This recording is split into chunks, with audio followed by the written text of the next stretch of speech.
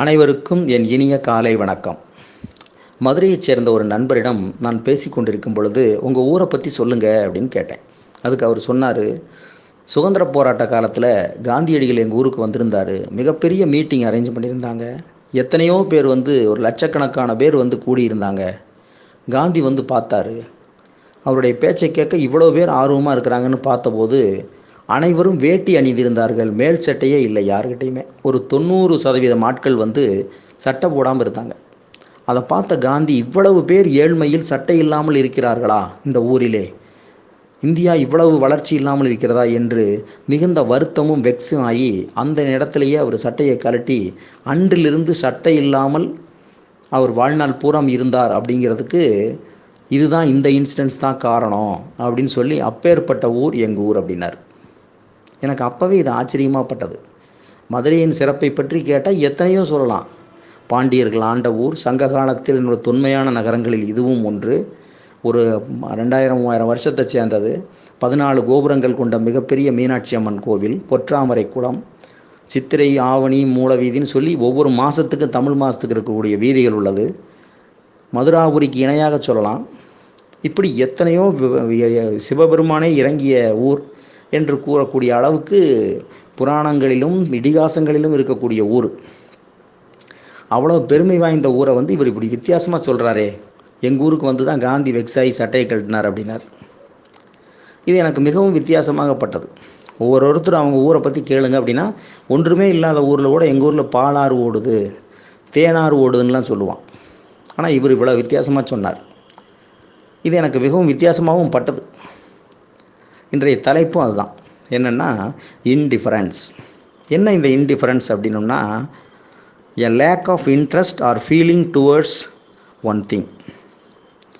தமிழில் இதுக்கு என்ன மீனிங் சொல்கிறாங்கன்னா, ஒருவர் அல்லது ஒன்றின் மீது ஆர்வ ஈடுபாடு அல்லது உணர்ச்சி ஆர்வம் இல்லாதிருத்தல், அக்கறையின்மை, அலட்சியம் அப்படின்லாம் சொல்லலாம். ஒன்றை குறித்து நம்ம ஏதாவது ஒரு இன்சிடென்ட்ஸ் நடக்குது அப்படின்னா அதை பற்றி கவலைப்படாமலோ அலட்சியமாக இருக்கிறது.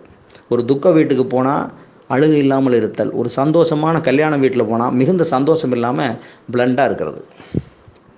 இதுதான் இன்டிஃபரன்ஸ் அப்படிங்கிறாங்க.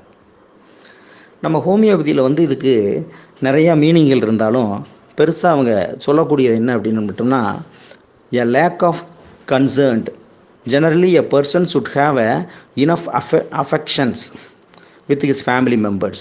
But whenever there is a chance of circumstances, he has no desire to talk to them or he does not wish to hear about them அப்படின்னு சொல்கிறாங்க. என்ன அப்படின்ற மீனிங் சொன்னோம்னா, இப்போ புதுசாக ஒரு சட்டம் வந்திருக்கு.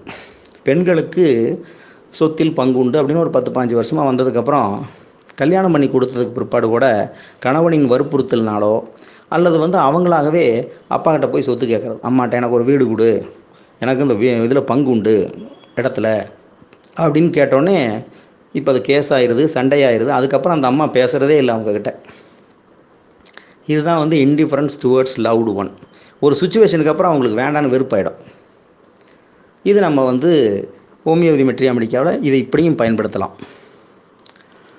இதுக்கு நிறையா சிம்டம்ஸு இதெல்லாம் இருக்குது. எனக்கு தெரிந்த ஒரு நண்பர் ஒரு 60 வயசு இருக்கும் அவருக்கு. நண்பர்னு சொல்ல முடியாது, நான் அந்த எங்களுடைய வீதியிலே லாஸ்ட்டாக இருக்கிறார். 60 ஆண்டு காலமாக அவர் இதுவரை எந்த வேலைக்கும் போனதில்லை. கல்யாணம் ஆகிவிட்டது, குழந்தைகள் இருக்கிறார்கள். அந்த குழந்தைகளுக்கு ஒரு நாள் கூட ஒரு ட்ரெஸ் எடுத்து கொடுத்தது கிடையாது.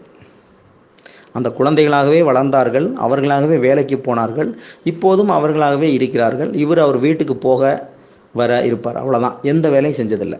மாமனார் மிகப்பெரிய பொருட்செலவில் கடை வச்சு கொடுத்தாரு, அதையும் அப்ரப்டாக விட்டுட்டு வந்திருக்கார் கடையை விட்டு. இப்படி ஒரு மனிதர். சரி, இவர் என்ன தான் பண்ணுறாருன்னு கேட்டபோது, ஏதாவது சினிமாவுக்கு போவாரா? அவர் எங்கேயுமே போனதில்லைங்க, போக மாட்டார். சரி, ஏதாவது தண்ணி சிகரெட் இதெல்லாம் உண்டா? அதெல்லாம் எந்த பழக்கம் இல்லை. சரி, என்ன தான் செய்வார்? எந்த கெட்ட பழக்கமும் இல்லை, எந்த வேலைக்கும் போக மாட்டார். கடை வீதியில் உட்காந்து 4-5 கடை இருக்குது, அங்கே உட்காந்து ஏதாவது கொஞ்சம் நேரம் பேசிகிட்டு இருப்பார். ஏதாவது சொன்னால் சில நேரத்தில் கோவப்படுவார். இவ்வளவு தான் அவர் அப்படின்னு. அவருக்கு காலில் எக்ஸிமா வந்துடுச்சு. அந்த எக்ஸிமாவுக்காக என்கிட்ட ட்ரீட்மெண்ட்டுக்கு அவங்க மகள்கள் கேட்டாங்க. அப்போ அவருக்கு இந்த ரூப்ரிக்ஸ் எல்லாம் போட்டோம். Indifference apathy, indifference business affair to, indifference to his family, indifference to life and indifference loved one and carelessness. இதெல்லாம் போட்டப்போ செப்பியா வந்துச்சு. அது கொடுத்தப்ப ஒரு 6 மாதம்லேருந்து 9 மாதத்துக்குள்ளே அந்த எக்ஸிமா கம்ப்ளீட்டாக சரியாச்சு. எல்லாத்துலேயுமே இன்ட்ரெஸ்ட் இல்லை, ஃபேமிலியில் இன்ட்ரெஸ்ட் இல்லை, ஒய்ஃப் அவங்கள அவ்வளோ தூரம் நேசிப்பாங்க ஆனால் அவங்க மேலே இன்ட்ரெஸ்ட் இல்லை. இப்படி அது என்ன அப்படின்னு கேட்டிங்கன்னா, இதுதான் நேச்சர் ஆஃப் செப்பியா. இதே மாதிரியாகவே ஒரு பேஷண்ட் என்கிட்ட வரும்போது அந்த அம்மா வந்து கிளைமேட்ரிக் பீரியட்னால் ரொம்ப சிரமப்பட்டாங்க. மேனோபாஸ்ன்னு சொல்லுவோம்.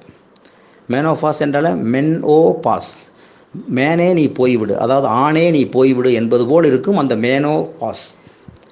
சிரமப்பட்டார்கள். அந்த சிரமத்தில் அவங்களுக்கு இன்டிஃபரன்ஸ் இன் கிளைமேட்ரிக் பீரியட் அப்படின்னு போட்டபோது சைக்ளமின் வந்தது. மிகுந்த tiredness and weakness during menses அப்படிங்கிறது ஹிஸ்ட்ரி. இதை வச்சு நாங்கள் சைக்ளமின் கொடுத்தோம். மிகுந்த வித்தியாசம், அது மட்டும் நல்ல ரிசல்ட் கிடச்சிது. இப்படி நிறைய ஒரு இதுலேயுமே சப்ரூப்ரிக்ஸ் நம்ம பார்த்தோம்னா இன்டிஃபரன்ஸு நிறைய இருக்குது. Subrubrics business aversion to, children's aversion to, duty indifference to, everything indifference to everything, indifference to family, indifference to love, relatives, welfare of others அப்படின்னு நிறையா சப்ரூப்ரிக்ஸ். அப்புறம் இதனுடைய கிராஸ் ரெஃபரன்ஸ் அப்படின்னு பார்த்தீங்கன்னா apathy, heedless, joyless, mood repulsive, pessimistic, reserved, wanted nothing, unattractive thing seems அப்படிங்கிற மாதிரிலாம் நிறைய rubrics இருக்குது. அம்யூஸ்மெண்ட், அவர்ஷன் அப்படின்லாம். இதே போல் எனக்கு வந்து இந்த செப்பியா மாதிரியே ஒரு க்ளோஸ் இன்டிஃபரன்ஸ் ட்ரக்னு நான் ஃபீல் பண்ணுறது வந்து ஆசிட் ஃபாஸ். ஆசிட் ஃபாஸ்னு இதே மாதிரி தான் indifference to every thing accept one. என்னென்னா ஆன்சைட்டி டுவர்ட்ஸ் ஹெல்த், அது மட்டும் இருக்கும். ஹெல்த்துக்கு ஏதாவது ஒரு ப்ராப்ளம்னா ஆன்சைட்டி வந்து சார் ஜூஸை குடிக்கலாமா அதை பண்ணலாமான்னு கேட்டுக்கிட்டு இருக்கோம். அவ்வளோ கோவம் இருக்கும் ஆசிட் ஃபாஸ்க்கு. அதே மாதிரி இது ஒன்று தான் அதுக்கும் டிஃப்ரென்ஸ்.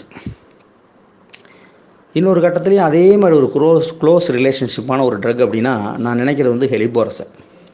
ஒரு குழந்தை ப்ரீச் ப்ரெசன்டேஷனில் பிறந்தால் கூட அதுவே இன்டிஃபரன்ஸ் தான். Not ready to face anything அல்லது don't want to face any திங்கிறது தான் வந்து ப்ரீச் ப்ரெசன்டேஷனுடைய சைக்காலஜி. அப்போது அது ப்ரீச்சில் பிறந்ததுன்னு ஒரு ஹிஸ்ட்ரி வந்தாவே நம்ம இன்டிஃபரன்ஸில் தான் நம்ம போக வேண்டியிருக்கும். அது மாதிரி தான் அது ஆரம்பத்துலேயே அதனுடைய இன்டிஃபரன்ஸை காமிக்குது. இப்போ ஹெலிபோரஸ் எடுத்துக்கிட்டோம்னா அது பயங்கரமான ஒரு இன்டிஃபரண்ட் ட்ரக். பிளண்டட்னஸ் அண்ட் ஸ்லக்கிஷ்னஸ் அப்படிங்கிறாங்க. எல்லாத்துலேயுமே ஒரு பிளண்டாக இருக்கும். கண் இருந்தும் குருடன், காதிருந்தும் செவிடன், நாக்கின் சுவை இருந்தும் சுவைக்க தெரியாதவன் அப்படின்னு சொன்னோம்னா அது வந்து ஹெலிபோரஸ் சொல்லலாம். ஏன் அப்படின்னு கேட்டிங்கன்னா stupefaction, sensorial depression and blunt sensibility அப்படிங்கிறாங்க. இப்போ அது வந்து ஒரு ஹைட்ரோகெஃபாலஸ்னாலேயோ, மெனிஞ்சியல் இரிட்டேஷன்னாலேயோ, செரிப்ரல் கன்ஜஷன்னால கூட இதெல்லாம் வரலாம்.